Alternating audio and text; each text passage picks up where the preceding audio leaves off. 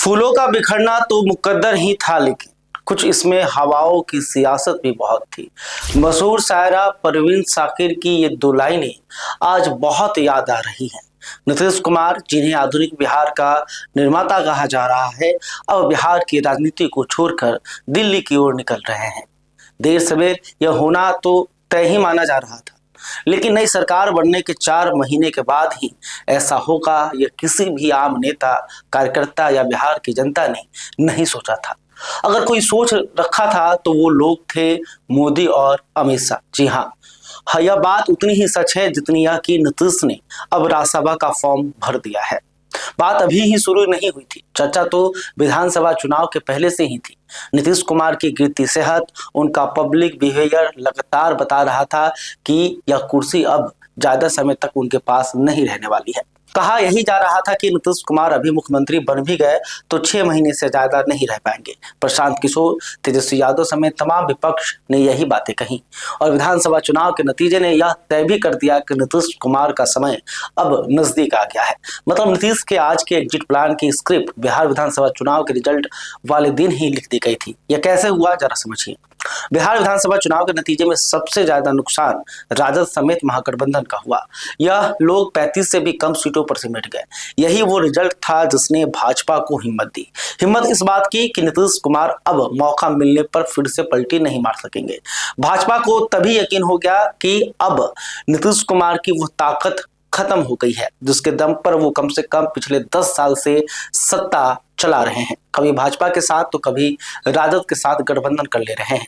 लेकिन इस प्लान में एक ऐसी बात हो गई जिसने भाजपा को थोड़ा सोचने पर मजबूर कर दिया। चुनाव से पहले भाजपा के बड़े नेताओं के बयानों पर गौर करें तो याद आएगा कि वो बिहार विधानसभा में 160 के करीब सीटें आने की आकलन कर रहे थे। मतलब खुद के लिए 80 से 90 सीटें और जदयू के लिए 30 से 40 सीटें आने की संभावना देख रहे थे। लेकिन इसी बीच नीतीश कुमार की 10,000 स्कीम ने ऐसा कमाल दिखाया कि उनकी पार्टी को उम्मीद से भी ज्यादा सीटें आ गई, जिसका नतीजा हुआ कि एनडीए 200 के पार हो गई और इसी ने जदयू को वो मौका दिया जिसे आज पार्टी भुनाने में लगी है। वैसे इसी बीच नीतीश कुमार की 10,000 स्कीम ने ही नई नीतीश सरकार के लिए मुश्किल भी खड़ी कर दी। बिहार सरकार के पास अब खजाने में बहुत रकम नहीं बची है। वेतन देने के बाद भी बाकी के कामों के लिए राशि निकालना मुश्किल हो गया है। ऐसे में भाजपा ने नीतीश कुमार के सामने शर्त रखी कि वो अब सम्मानजनक विदाई ले और सरकार की कमान भाजपा के हाथ में दे दे। आखिर बिहार को चलाने के लिए जो भी जैसी जरूरत होगी भाजपा समझ लेगी। इसमें यह भी शामिल है कि अगर शराबबंदी हटाने जैसा कोई बड़ा फैसला लेना भी पड़ा तो भाजपा के नेतृत्व वाली सरकार के सिर पर जाएगा। नीतीश कुमार उसके लिए जिम्मेदार नहीं माने जाएंगे। अब एक बात यह भी बाकी रही कि नीतीश कुमार को इस तरह बाहर निकालने से कहीं जदयू में कोई बगावत ना हो जाए, इसलिए निशांत कुमार को आगे लाने का प्लान बनाया गया ताकि उनके नाम पर पार्टी बनती रहे। और यह तभी तक होगा जब तक भाजपा खुद को इतना मजबूत ना कर ले कि वो अपने दम पर बिहार में सरकार बना ले।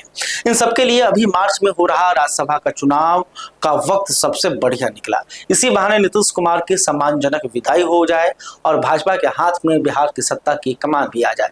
अब सब कुछ भाजपा के लिहाज से सेट है। देखनी यह है कि भाजपा अब किसे अपना मुख्यमंत्री का चेहरा बनाती है। फिलहाल आप क्या सोच रहे हैं हमें कमेंट करके जरूर बताइएगा। और अभी तक आपने हमारे चैनल को सब्सक्राइब नहीं किया तो तुरंत कर लें। खबर फेसबुक पर देख रहे हैं तो पेज को भी लाइक कर लें। बहुत बहुत धन्यवाद।